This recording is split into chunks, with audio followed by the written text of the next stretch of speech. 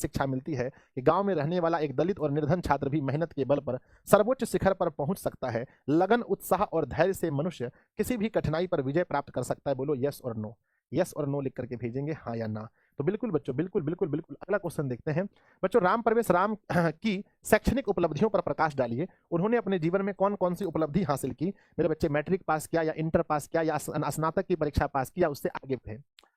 गुरुओं के मार्गदर्शन और अपने मेहनत से राम प्रवेश राम ने स्नातक परीक्षा में प्रथम स्थान प्राप्त किया। वर्ष भर उसने कड़ी मेहनत से केंद्रीय लोक सेवा परीक्षा में सबसे ऊंचा स्थान पाया, यानी उन्होंने यूपीएससी का भी परीक्षा क्लियर कर लिया। आप लोगों में से बहुत सारे बच्चे होंगे जो आईएएस बनना चाहते होंगे, जो बहुत सारे बच्चे होंगे जो आईपीएस बनना चाहते होंगे, बहुत सारे ऐसे बच्चे होंगे जो बच्चों दरोगा बनना चाह रहे होंगे, है ना, दरोगा बनना चाह रहे होंगे। बहुत सारे बच्चे ऐसे होंगे जो बच्चों आर्मी बनना चाह रहे होंगे, है ना। बहुत सारे बच्चे ऐसे होंगे जो नॉर्मल पुलिस बनना चाह रहे होंगे। बहुत सारे बच्चे ऐसे होंगे मेरे बच्चे जो जो मेरे बच्चे मतलब ड्राइवर बनना चाह रहे होंगे रेलवे में, है ना, या बच्चों लोको पायलट वगैरह, बहुत सारा कुछ है। आगे कुछ बच्चे जहाज के पायलट बनना चाह रहे होंगे। राम प्रवेश राम के महाविद्यालय शिक्षा के बारे में लिखिए। उनके जो महाविद्यालय में उन्होंने शिक्षा प्राप्त की थी उनके बारे में लिखिए। तो कहते हैं बच्चों, कहते हैं पिता के पास पैसे नहीं थे, फिर भी राम प्रवेश राम ने छात्रवृत्ति और बच्चे को पढ़ाकर मिले पैसे से शहर के महाविद्यालय में दाखिला लिया।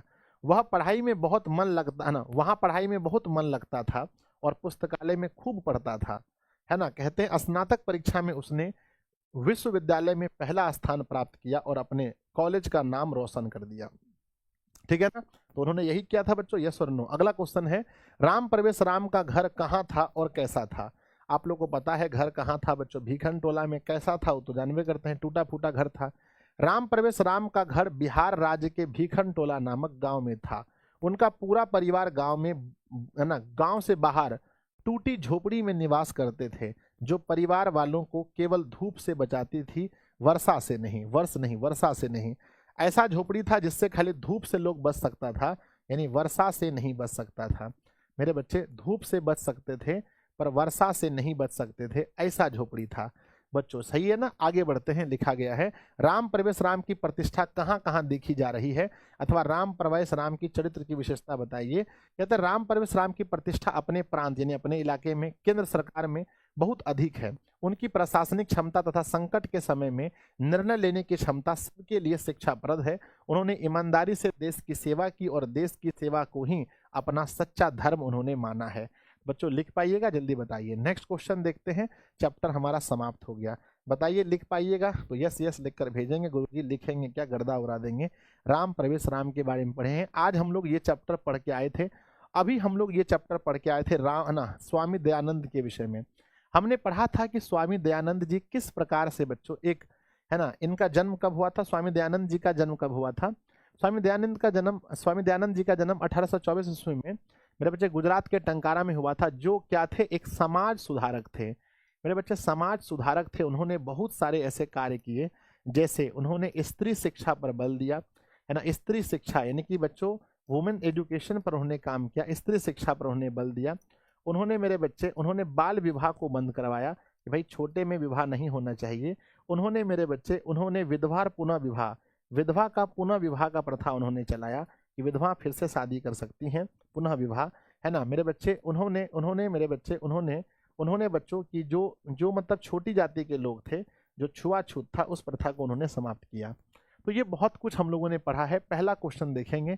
फर्स्ट क्वेश्चन लिखा है मेरे बच्चे कि स्वामी, ध्यान दीजिएगा, पहला सवाल है, इसमें 3 क्वेश्चन, 4 क्वेश्चन आ गया। हे भगवान, एक में 4 क्वेश्चन।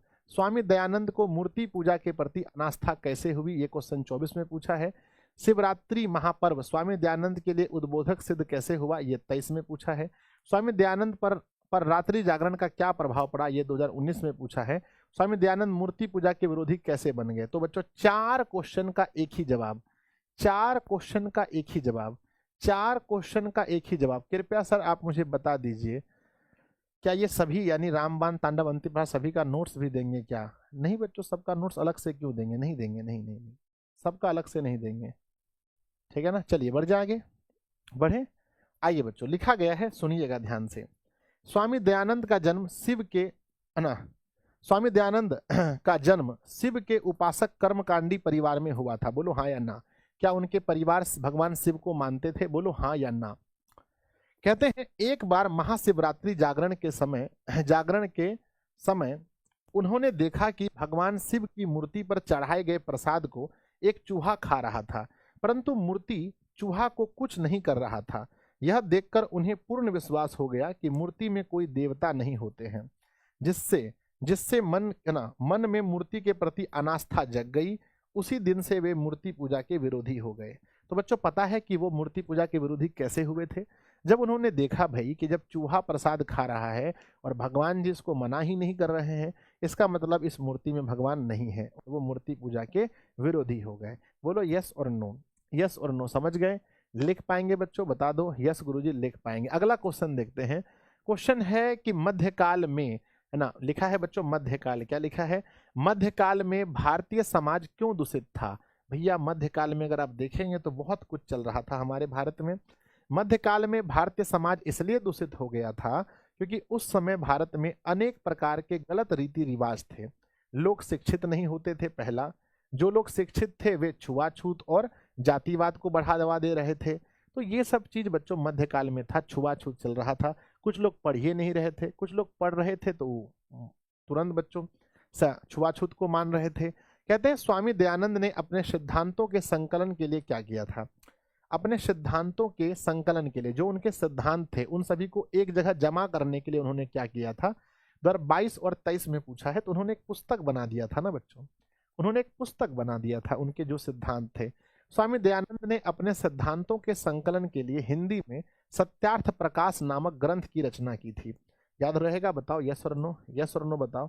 उन्होंने अपने सिद्धांत को बचाने के लिए क्या किया था? उन्होंने एक पुस्तक लिख दिया था। अगला, आर्य समाज नामक संस्था की स्थापना किसने और कब की? तो लिखेंगे बच्चों आर्य समाज नामक संस्था की स्थापना स्वामी दयानंद ने 1875 ईस्वी में मुंबई नगर में की। यह संस्था वैदिक धर्म और सत्य के प्रचार पर काम करता है, वैदिक धर्म को बढ़ाता है और सत्य की प्रचार करता है। अगला क्वेश्चन है स्वामी दयानंद समाज सुधारक, है ना, स्वामी दयानंद समाज सुधारक कैसे थे? है ना, कैसे थे? और दूसरा बच्चों समाज के उन्नयन में स्वामी दयानंद के योगदान पर प्रकाश डालिए। कैसे वह समाज सुधारक थे? बच्चों जो समाज में सुधार लाएगा उसे क्या बोलेंगे? जो व्यक्ति समाज में सुधार लाएगा उसे क्या बोलेंगे? समाज सुधारक। और जो व्यक्ति समाज में दारू बेचेगा उसको दारू बेचा कहेंगे, है ना? बोलो हाँ या ना, बोलो यस और नो। Yes sir. कहते हैं स्वामी दयानंद ने समाज में सुधार कैसे लाया?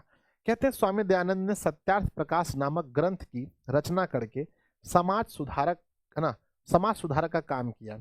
उन्होंने समाज में फैले गलत रीति रिवाज जैसे विधवाओं की दुर्गति, बाल विवाह, स्त्री अशिक्षा, छुआछूत आदि को दिखाया और उनका खंडन किया।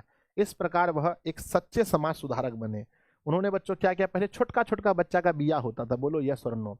अगर अभी बाल विवाह होता तो आप लोग का बिया हो जाता, आप लोग का 2-3 गो बच्चा रहता, बोलिए हाँ या ना। अब हंसीएगा नहीं आप लोग, सच में अगर बाल विवाह होता तो अभी तक में आप लोग का विवाह हो जाता। अगर विधवा पुनर्विवाह का नियम नहीं लाते तो जो विधवाएं औरत हैं, जिनका बच्चों जो विधवा औरत है जिनके पति मर गए हैं, उनका फिर से शादी ही नहीं हो पाता, है ना मेरे बच्चे। पहले ये सब सिस्टम था सर, आपका भी, मेरा नहीं होता रे। हम मेरा मास्टर से तुलना करेगा जी, है मास्टर से तुलना करेगा हर बात में। सर आपका भी मास्टर से मत, हम मास्टर ना हैं, मास्टर को छोड़ के बात कीजिए। आप लोग कितना रोटी खाते हैं बताइए? आप लोग खाते होंगे 2, 4, हाईएस्ट 6 खाते होंगे, 8 खाते होंगे, 17 को रोटी खाते हैं हम। तो मास्टर से तुलना कीजिएगा, बताइए 17 को खाते हैं, बताइए कीजिएगा तुलना। अगला क्वेश्चन देखिएगा बच्चों, मूल शंकर में वैराग्य भाव कब उत्पन्न हुआ? भैया उनके मन में वैराग्य भाव उत्पन्न हुआ, उनकी बहन मर गई थी एक बार। मूल शंकर में वैराग्य का भाव कब उत्पन्न हुआ? 13 में, 18 में और 21 में सवाल पूछा है। तो कहते हैं मेरे विद्यार्थी जी, स्वामी दयानंद का जन्म शिव के उपासक कर्मकांडी परिवार में हुआ था। जब वे रात्रि जागरण से लौट रहे थे तब अचानक उनकी प्रिय बहन की मृत्यु हो जाती है। तभी से उनके मन में वैराग्य भाव हो जाता है। गलत बात है, अचानक नहीं बच्चों, उनके अचानक नहीं मरते, गलत लाइन है, ये गलत है। कहते हैं बच्चों जब, है ना, जब वो मूर्ति पूजा के विरोधी हुए थे तो उसके कुछ दिन बाद, मतलब 2 वर्ष बाद, कितने वर्ष बाद मरी थी बहन बताओ, है ना, कितने वर्ष बाद? 2 वर्ष बाद शायद सिस्टर मरी थी। 2 वर्ष बाद मेरे बच्चे, 2 वर्ष बाद बहन की मृत्यु हो जाती है, तभी से उनके मन में वैराग्य की भाव आ जाती है। मेरे ख्याल से 2 वर्ष बाद मरी थी ना बहन। सर हम विद्यार्थी हैं ना, हाँ हाँ चलो ठीक है।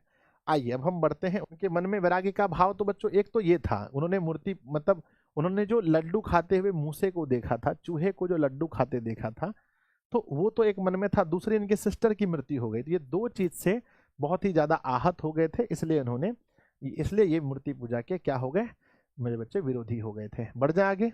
चलिए मैथ का अस्पताल बिल्कुल आएगा, है ना, टेंशन नहीं लेने का, सब आएगा बच्चों। अब भिड़ गए हैं, रोज रोज पढ़ा रहे हैं। बताइए मंदाकिनी वर्णम पाठ पढ़ लिए हैं तो हाँ या ना बताओ। मंदाकिनी वर्णम पाठ में भगवान श्री राम, है ना, भगवान श्री राम बच्चों किसको लेकर आते हैं? भगवान श्री राम मेरे बच्चे अपनी भार्या, अपनी पत्नी सीता जी, है ना, सीता जी और लक्ष्मण जी के साथ में कहाँ आते हैं? लक्ष्मण जी के साथ में जब वनवास में भेज दिया गया था। आप लोग रामायण देखें कि नहीं देखे हैं जी, बताइए। रामायण देखें कि नहीं? आजकल का लड़का सब रामायण देखना नहीं चाहता है। रामायण देखिए, रामायण और महाभारत, हम पूरा महाभारत देखे हैं। रामायण और महाभारत जीवन में जरूर देखिए। रामायण और महाभारत अगर नहीं देखेंगे जीवन में तो फिर दिक्कत हो जाएगा। कहते हैं मंदाकिनी के जल में कहते हैं मंदाकिनी के जल में कैसे ऋषिगण स्नान कर रहे हैं,